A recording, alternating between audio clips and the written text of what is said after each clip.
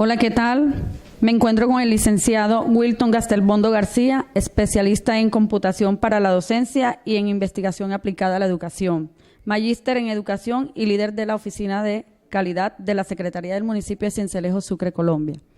Hoy nos encontramos para realizar una disertación acerca del ordenamiento jurídico en la educación colombiana. Asimismo, doy la bienvenida y expreso gratitud por concederme este espacio, el cual estoy segura que será de muy gran provecho. Haremos un breve recorrido desde el ámbito internacional hasta entrarnos un poco al nacional, Colombia, destacando la constitución política, las leyes, decretos, acuerdos, reglamentos, entre otros concernientes al contexto educativo. Se hace trascendental el manejo del ordenamiento jurídico con respecto a la educación. Profe, ¿qué tratados internacionales conoce usted y que aplican también y que impactan a la función educativa? Bueno, a nivel internacional existe el convenio Andrés Bello, que es un convenio firmado entre 10 países con el propósito de que pueda haber movilidad del ciudadano de un país a otro.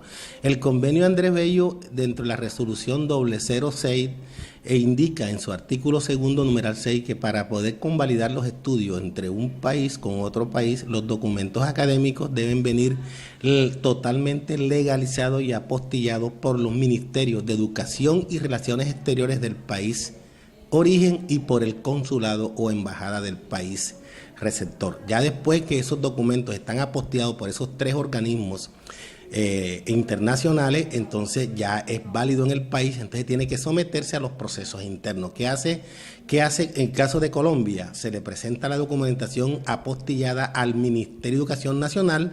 Ellos, con base en el convenio Andrés Bello, hacen la convalidación de estudios entre un país y otro país, eso lo indica el convenio, y le extienden una resolución o un certificado que le convalida los estudios en el país donde se encuentre el individuo ubicado. Correcto, muy interesante su respuesta, profe. Ahora nos vamos a meter un poco en la Constitución Política de Colombia de 1991. Resulta que esa es nuestra carta de navegación en cuanto a leyes. ¿Qué artículos considera usted traer a colación y que permitan afianzar en el sector educativo del país procesos que propendan por la calidad?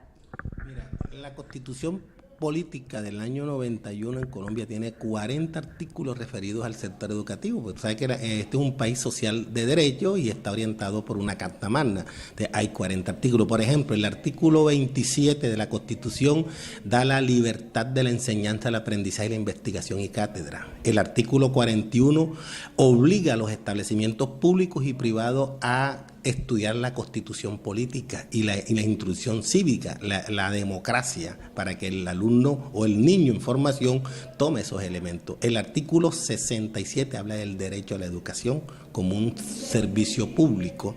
El artículo 68 habla de le da facultades a las personas naturales para crear establecimientos educativos y prestar ese servicio público, lo que llama uno colegios privado. El artículo 70 habla de la autonomía universitaria y así sucesivamente. Cada elemento constitucional está referido al sector para fortalecerlo. La educación es un derecho que todo ciudadano debe apropiar para evitar problemas de mal comportamiento o de incompatibilidad con la sociedad en la que actual vivimos.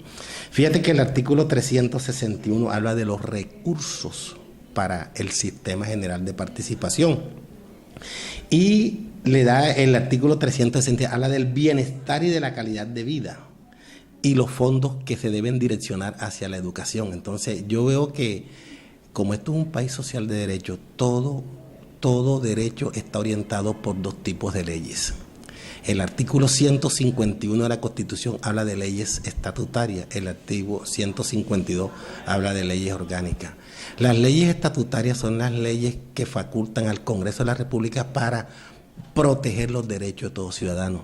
Y las leyes orgánicas son las facultades que le da la Constitución al Congreso de la República para que legisle sobre los recursos para que preservar esos derechos.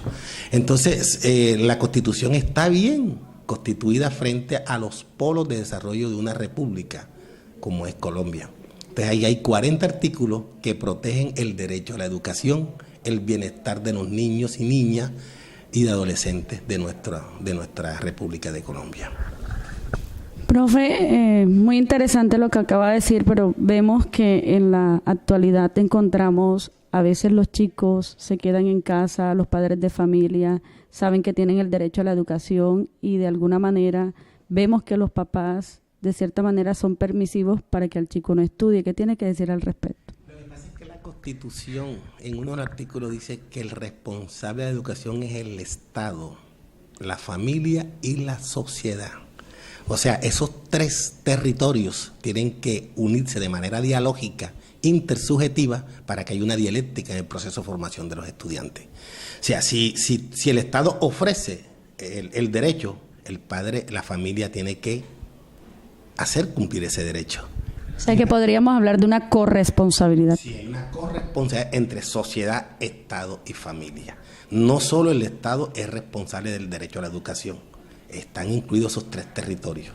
Entonces, esos tres territorios tienen que estar unidos dialógicamente para que haya una intersubjetividad en favorecimiento de los niños que son los futuros de nuestro país. El futuro de Colombia, correcto.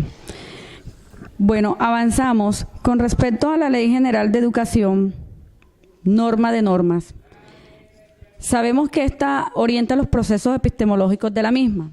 ¿Qué artículos considera relevantes y se inmiscuyen en el quehacer de los directivos docentes y de los docentes, como también de las instituciones educativas? Como te dije inicialmente, todo derecho está orientado por una ley estatutaria. En el sector educación, la ley estatutaria es la ley 115, que es la que direcciona la educación de los colombianos. ¿Qué pasa en la ley 115? Mira, si miramos el artículo 5 de la ley 115, ahí están los fines de la educación en Colombia. O sea, esa es la intención que quiere el país formar en nuestros jóvenes. Y si miramos el artículo 23 de la ley, habla de las áreas obligatorias y fundamentales. Y el artículo 14 habla de la educación, de los proyectos pedagógicos transversales. Entonces, si tú miras, esa ley estatutaria lo que busca es organizar el sistema educativo y movilizar todos los elementos que hacen parte de ese sistema, mirado como un sistema educativo al interior. Por ejemplo, los directivos docentes, los docentes.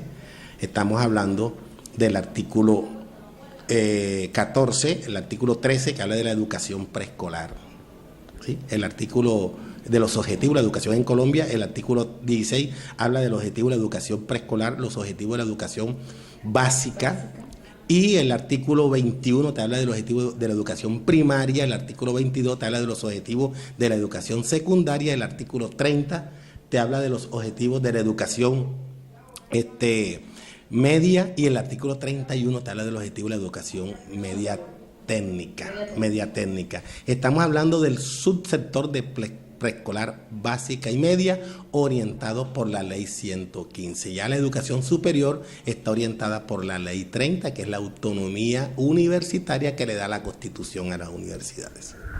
Muy bien, profe. Ahorita nos vamos entonces a la Ley General de Educación. ¿Usted considera que ha impactado el desarrollo de la cultura, el conocimiento, la tecnología y la convivencia en los diversos procesos?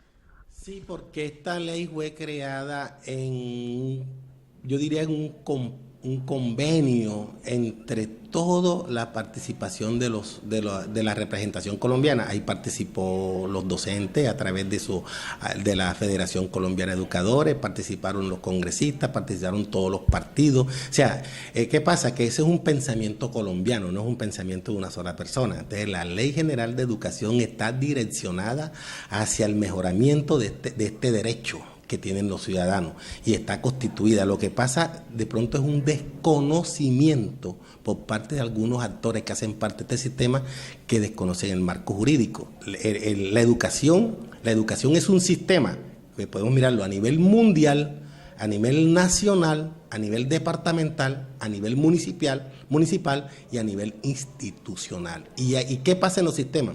Que hay una relación entre las partes que hacen parte de ese sistema. Hay una interdependencia, hay un flujo de información que se llama ambiente o frontera. En otras cosas, los elementos de un sistema se complementan para estabilizar el sistema. Entonces, lo que se quiere es que cada elemento del sistema aporte su fortaleza para trabajar objetivos comunes. En este caso, el objetivo es educar a los colombianos.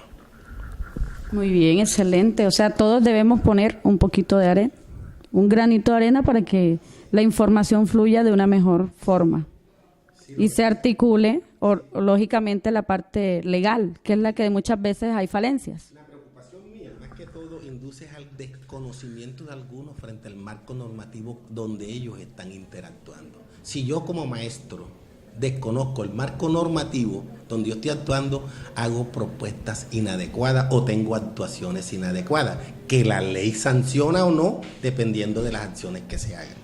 ¿Sí? Pero se está trabajando con un desconocimiento total. Cuando hay un conocimiento, una apropiación del marco legislativo, las direcciones curriculares que se dan al interior de todo proceso va articulada con el marco normativo. Entonces, y los procesos van a fluir mucho mejor.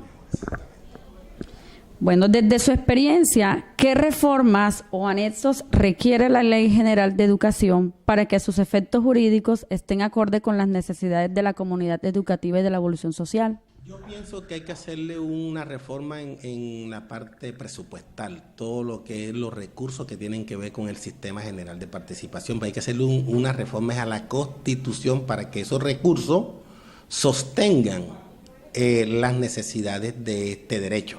Lo que pasa es que los recursos que estamos apropiando para sostener la educación no alcanzan para las necesidades que ella está exigiendo. Te tocaría hacerle como una reforma constitucional a los recursos direccionados por el sistema de participación general. O sea, el artículo 361, el artículo 366 y el artículo 336 que habla sobre rentas, captación de los recursos para direccionarlos hacia el mejoramiento educativo. Lo otro es, ya después que se haga ese replanteamiento, lo que hay que hacer es una socialización y un replanteamiento frente a la práctica pedagógica que se dan en los establecimientos educativos, sin perder de vista el contexto local institucional y el contexto mundial global, mirado como un sistema complejo y relativo. Y esa práctica pedagógica debe ir direccionada hacia la formación integral de la personalidad del individuo. Yo pienso que con esos dos elementos, una reforma constitucional frente a los recursos y un replanteamiento frente a la práctica pedagógica en la formación del estudiante, conduce a que formemos ciudadanos estables en una sociedad exigente en este momento. Profe, con respecto a estas respuestas, fíjese que hoy está sucediendo que el nuevo gobierno que acabó de montar hace poquito, a educación de cierta manera lo ha relevado del presupuesto porque le ha inyectado mayor presupuesto, valga redundar, en el Ministerio de Defensa. ¿Qué tiene que decir al respecto? Sí, ya eso son políticas o estilos de cada gobierno, pero si pensamos como comunidad, pensamos como república, tenemos que direccionar el trabajo que yo le señalé anteriormente hacia la Constitución y hacia la formación de un maestro que tenga una visión sistémica, compleja y relativa de la educación y del nuevo modelo de formación en el siglo XXI. Muy bien. En estos momentos convulsos que vive la sociedad colombiana, ¿qué aspectos de la Ley General de Educación no han tenido aplicación eficaz y por qué? O sea, yo me refiero más que todo, fíjate, el problema de la inequidad, de la desigualdad social que hay. Ese problema trae un problema de resentimiento o de pronto de guerra interna. Y eso está afectando los procesos de formación. ¿Por qué? Porque no hay un diálogo, una comunicación entre familia, escuela y Estado. Entonces, si no retomamos ese artículo de la Constitución donde esos tres territorios estén intercalados, unidos para el propósito de formación integral de los estudiantes, esos tres elementos tienen que dialogar intersubjetivamente para que se logre eso. O si no, va a haber una desigualdad, una desequidad, no va a haber proceso. Fíjate, la escuela está completamente aislada de la familia y la escuela está completamente aislada de la sociedad. ¿Qué pasa? A las instituciones hay que caracterizarlas, que conozcan el contexto endógeno y exógeno de ellos. Y desde ese contexto buscar teorías educativas que nos faciliten la solución de los problemas detectados en ese territorio, sin perder de vista la conexión con el sistema global, con el todo, con el universo. Entonces, teorías pedagógicas están formuladas para resolver problemas educativos en el planeta. Cuando las traemos a un contexto particular, las convertimos en currículo y las movilizamos a través de una didáctica. Esa didáctica tiene que apuntar a la formación integral de la personalidad del individuo.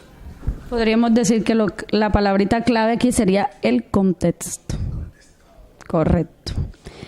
¿Cuál considera usted que es la ley que mejor beneficia a la educación en el contexto educativo actual? No, tú sabes que yo te dije, la educación es un derecho, está orientada por una ley estatutaria y por una ley orgánica. La ley estatutaria es la ley 115, está bien formulada porque es una ley concertada a nivel de la República. Y la ley 715 es una ley orgánica, es la que prevé los recursos para sostener esos derechos. Entonces, esas dos leyes están movilizadas a través de decretos reglamentarios y resoluciones. Hoy en día en Colombia existe el Código Único Educativo, que es el decreto 1075 del 2015, que recompila todas las normas que reglamentan el sector educación. Entonces, sí hay, o sea, el marco normativo está sustentado, lo que hay es que apropiarlo y desarrollarlo, que es de pronto lo que no tenemos, un conocimiento total del mismo.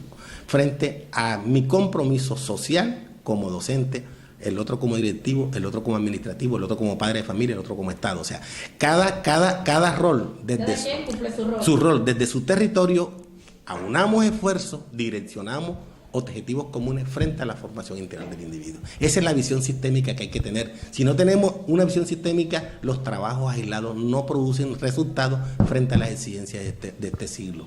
Trabajar en equipo, cada quien cumpliendo el rol respectivo. A propósito, hablando de la ley 715 que ahorita la mencionó, en el artículo 7, ley 715 de 2001, en el artículo 7, habla o expresa precisamente la competencia de los municipios certificados. ¿Qué tiene que manifestar al respecto?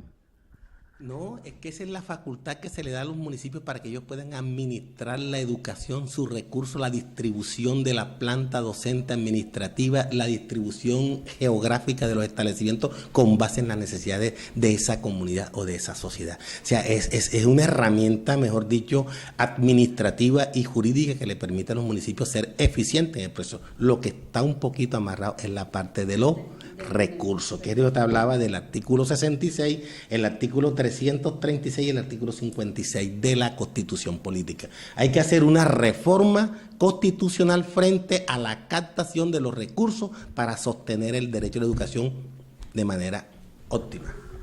Y que su destino sea pertinente. La corrupción. Que eso no solamente es Colombia, eso es todo el mundo y en todos los entes. ¿Qué acuerdos se están gestando últimamente que propendan por la calidad de la educación desde lo nacional hasta lo regional? Bueno, a nivel nacional se está trabajando el plan de integración del componente curricular, que apunta mucho a que los establecimientos educativos, los municipios y los departamentos traigan la política nacional al contexto local. Y desde el contexto local se mire qué necesidades de formación se requieren frente a esa política. La nación tiene muy claras cosas, porque la nación está conectada con el mundo a través de los referentes de calidad. Mira, la educación está conectada a través de tres referentes. Uno de los referentes son los lineamientos curriculares, el otro referente son los estándares básicos de competencia y el otro referente son las matrices de referencia. Esos referentes nos conectan a Colombia con el mundo. ¿Qué significa eso? Que ahí está lo fundamental. Eso que está ahí es lo que todo muchacho debe aprender. Cuando traemos ese referente al contexto institucional, el maestro, que es la persona que está preparada, debe caracterizar a ese grupo de estudiantes frente a esos referentes. ¿Qué tan lejos o qué tan cerca están de ellos de ese referente nacional mundial? Si el maestro hace ese trabajo en su práctica pedagógica, es lo que tiene que crear estrategias de enseñanza que le facilite desde su propio ritmo de aprendizaje lograr esos referentes nacionales mundiales. El muchacho que apropie los estándares básicos de competencia es un muchacho que está preparado para estudiar en cualquier punto del mundo. ¿Ok? Y que no solamente va a enfrentar la escuela, sino a la misma sociedad. Es que la formación es integral. Cuando estamos hablando de formación, estamos hablando de la formación integral, de la personalidad. Lo que pasa es que el ser humano tiene dos líneas. Una línea biológica, que es que se forma cuando sus células en el ADN lo constituyen como ser biológico, y una línea social cuando él empieza a interactuar con el medio en el cual él está interactuando. Esa línea biológica refleja en él algo biológico que se llama temperamento, eso es inmodificable. Pero la línea social le refleja su carácter. Cuando se une el temperamento con el carácter, que se enlaza en un individuo como persona, manifiesta su conducta.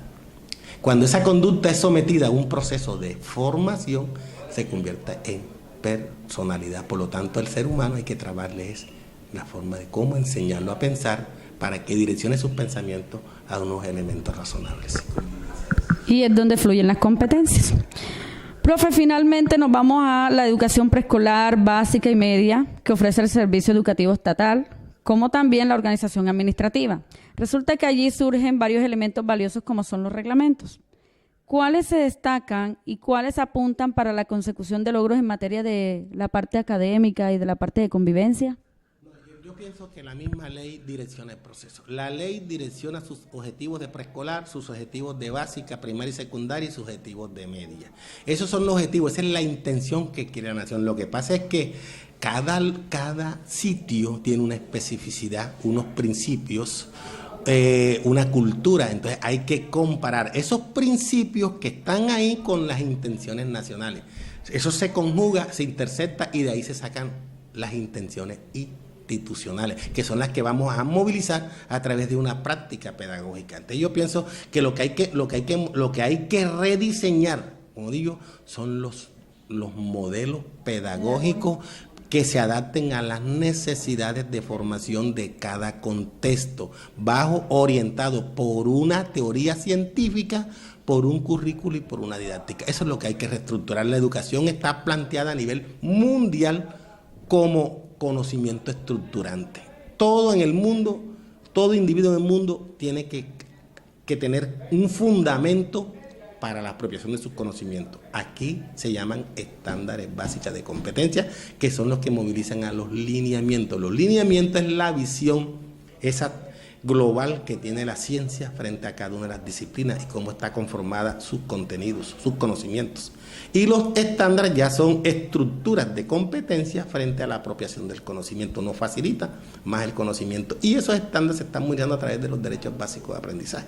Entonces lo que debemos que el docente lo que debe es hacer, apropiar a los estudiantes de esos estándares. Si logramos eso, estamos formando gente con una visión global, totalizante, preparado para el mundo.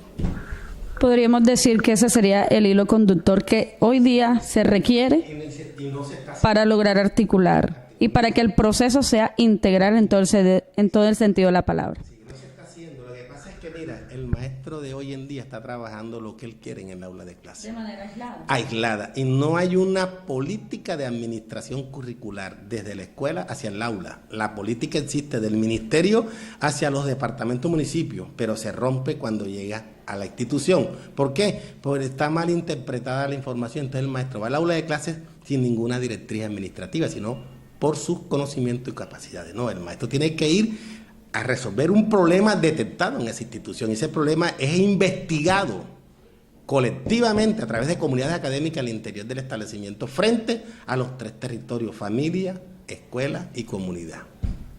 Construir esa caracterización.